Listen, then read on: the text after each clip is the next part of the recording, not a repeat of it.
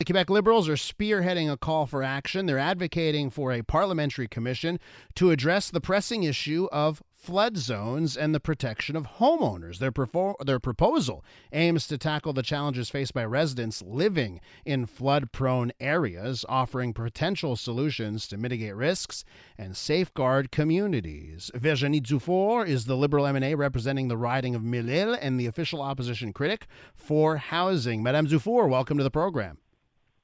Hi, thank you for having me. What are you hearing from homeowners in these flood zones?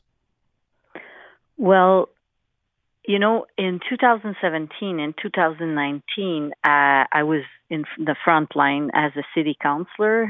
We had, major floods in Laval. Well, there were a lot in around Montreal, and people, they like a lot of them. They fear to lose their homes at the time, and now since that time, the government has imposed a moratorium on construction, renovations in those areas that were the most affected, and now we're hearing that it could get even worse because the flooding zone might be enlarged, further than what we've seen as the flooded areas at the time.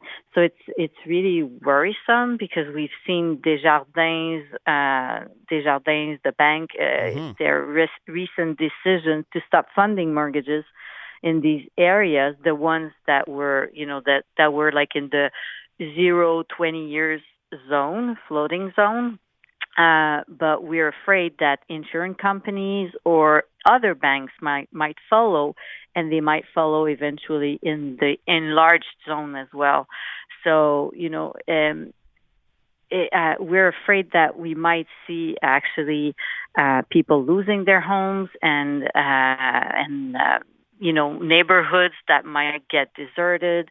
And we're not the only one in the world living with floodings, but in other parts of the world, they've learned to live with it. And I don't see the current government looking into the possibilities of making constructions resilient to flooding. We don't seem to have this kind of thinking right now, where the government seems to be like more in the mode that we should remove all the houses in those areas, and we cannot do that because there are too many of them right now, and too many neighborhoods that could be affected. And you think about everyone who lives in those homes. Don't want to hear words like that. What do you think, Madame Dufour, is the role of government? What is in a situation like this, because you have climate change involved, you have people's homes, what is the government's role here? Well, of course, the government has to think in terms of climate change and think in advance what could happen in, let's say, 20, 50, 100 years from now. But then, regulations have to be adapted for that. So I understand that, we might not let new neighborhoods be built in potential flooded areas.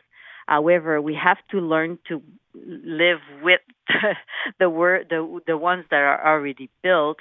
There are ways to mitigate the risks, and the government should be there to help, not to put. There's an expression in French, I don't know the word in English, Say it in French. Mettre des bâtons dans les roues. The government shouldn't be, right now, if you live in one of those areas, you cannot change your house to mitigate the risk. It's not allowed right now. That doesn't make any sense. So it's not just for government, because obviously around the world we see things, they build dikes and dams in order to mitigate floodwaters. But you'd also like to see more ability for homeowners themselves to protect their personal property.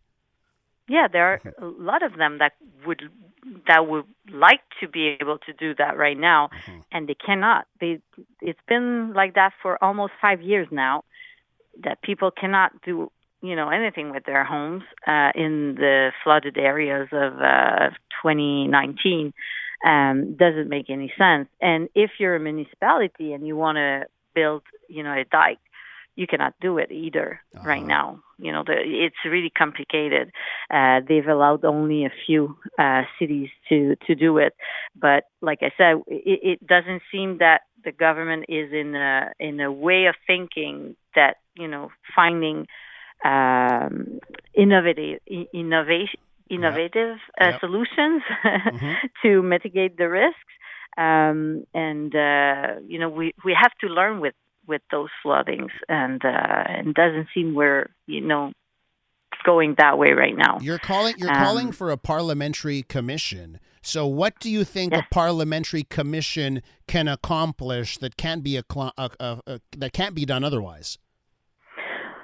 But what I'm afraid right now is that the government, especially the Minister of the Environment, Benoit Charette, I'm afraid that he's going to be making decisions, behind closed doors, because we're talking about regulation change, but not a new law.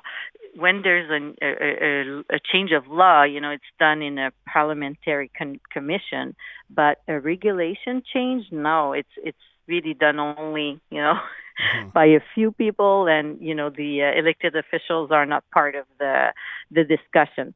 So what we would like to is to hear, the ministers that are affected by this situation. Obviously, public security, municipal affairs, but there are others as well. But we would like to hear, the Insurance Board of Canada, for example, banks, major banks. Why is Desjardins stopping funding those? What could we do to reassure them that, how would they continue funding mortgages? Because if all the banks stop funding mortgages, then we're going to have, huge problems. Thousands of people losing their homes, their life savings, right? So we need to hear all those people, and also flooding experts, right? So I would like to hear flooding experts to see how we can mitigate the risk.